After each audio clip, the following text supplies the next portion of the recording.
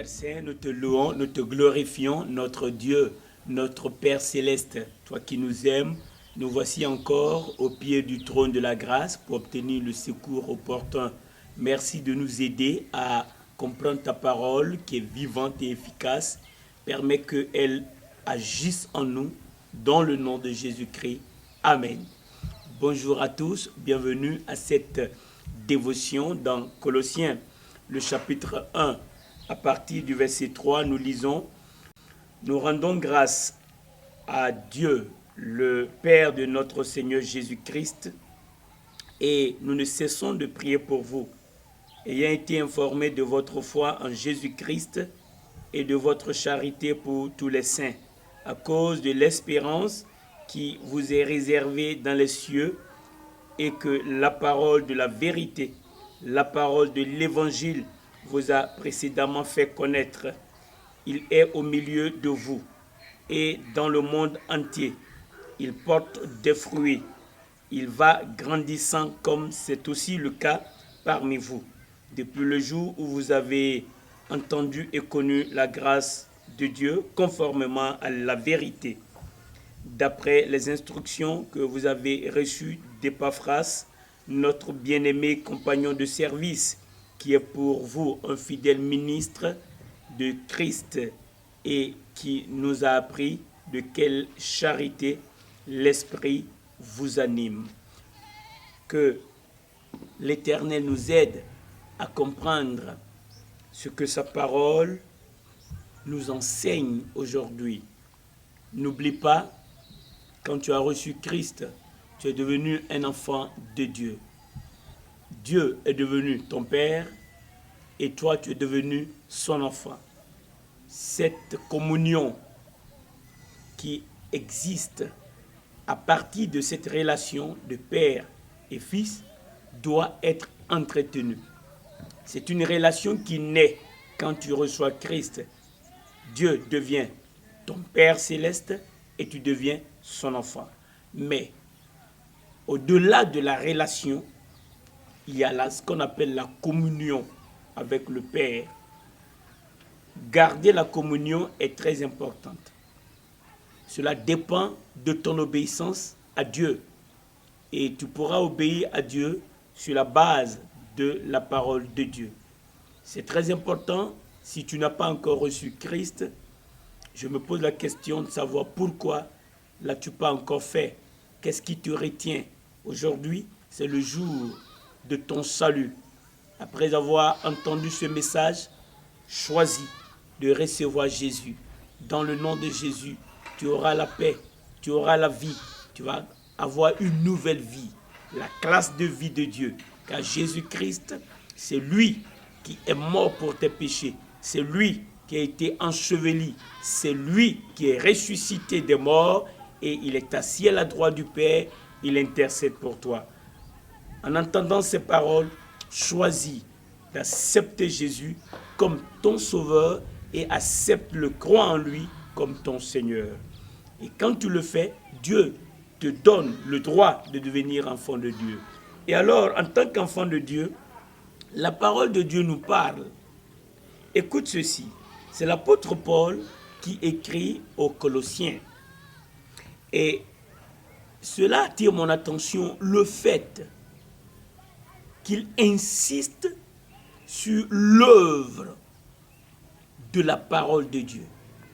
Écoute ce qui est écrit au verset 5.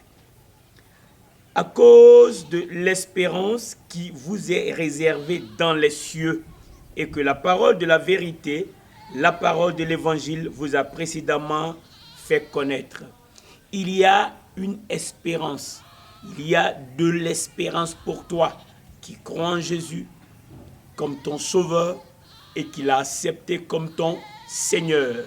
La parole de la vérité, l'évangile, nous enseigne, que nous apprend également que nous avons de l'espérance dans les cieux. C'est très important de savoir que tu as de l'espérance dans les cieux. C'est très important que tu saches que ta vie ne sera pas du néant. Il y a de l'espérance, mais où? dans les cieux. Et il continue pour dire que cette espérance, c'est la parole de la vérité qui nous l'a fait connaître. Donc, nous savons que nous avons de l'espérance dans les cieux à partir de la parole de Dieu. Tu vois, donc la parole de Dieu nous instruit et nous renseigne sur notre avenir, sur notre temps au ciel. Mais ce n'est pas tout. Il est au milieu de vous et dans le monde entier. Quoi? La parole de Dieu. Mais regarde comment il présente l'évangile. Il nous donne l'espoir, mais en plus de ça, il est à l'œuvre partout dans le monde. Quoi? L'évangile est arrivé dans le monde entier, dans l'Empire romain. Quand Paul parlait, il parlait donc, quand il dit le monde, il parlait de l'Empire romain. Il dit c'est partout dans le monde entier. Il porte des fruits. Vois la parole. Imagine, pense à la parole de Dieu. Fais-toi l'image de cette parole, de l'évangile que tu as reçu, que le monde est en train de recevoir aujourd'hui, partout, dans les hameaux, dans les villages. Ce message va partir au-delà de là où nous pouvons arriver. Et donc l'évangile est en train d'aller loin. Et cet évangile porte du fruit. Et cela est intéressant de savoir que l'évangile que nous recevons, il est vivant. Il grandit, il gagne du terrain, il prend de l'ampleur et l'évangile porte du fruit. Le fruit de paix, le fruit de la justice, le fruit du salut. L'évangile le porte. Et il dit non seulement il porte des fruits, mais il va grandissant. Je l'ai dit, il prend de l'ampleur. Il dit comme c'est aussi le cas parmi vous. Donc, Paul est en train de dire, ce que vous avez reçu, c'est l'évangile. Cet évangile vous donne de l'espoir. Cet évangile, il est à l'œuvre partout dans le monde. Cet évangile porte du fruit. Cet évangile ne peut pas être confiné, ne peut pas être arrêté. Il va grandissant. Voici ce qui nous amène à comprendre l'intégrité de la parole. La parole de Dieu, l'évangile de salut est intègre. C'est un paquet, c'est un tout. Ça ne change pas. Dieu va toujours confirmer ce message. Alors, permets que l'évangile porte du fruit en toi.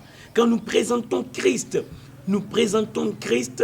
ressuscité, celui qui est assis à la droite du Père et qui intercède pour nous. Chaque jour, quand tu écoutes la parole, quand tu la médites, tu es en train de donner l'occasion à Dieu d'œuvrer en toi sa paix. Tu es en train de donner l'occasion à Dieu de pourvoir à tes besoins. Tu es en train de donner l'occasion à Dieu de faire des miracles dans ta vie. C'est pourquoi ouvre ton cœur si tu ne l'as pas encore reçu.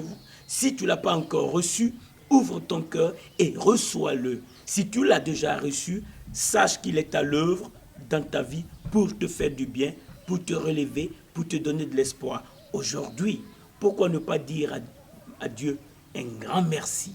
Pourquoi ne pas être reconnaissant à notre Père? Puisque par sa parole, qui est intègre, qui est puissante, il est à l'œuvre en nous. Notre Père, dans le nom de Jésus, je te remercie pour tous ceux qui prennent la décision de recevoir Jésus-Christ comme leur sauveur et de l'accepter, de le confesser comme leur Seigneur. Père, merci d'étendre ton bras poussant pour nous faire de la bonté, pour exercer ton amour à notre égard. Étends ton bras poussant pour qu'il y ait des signes, il y ait des miracles, il y ait des prodiges. Je te le demande dans le nom de Jésus-Christ. Alléluia. Amen. Amen. Que Dieu te bénisse.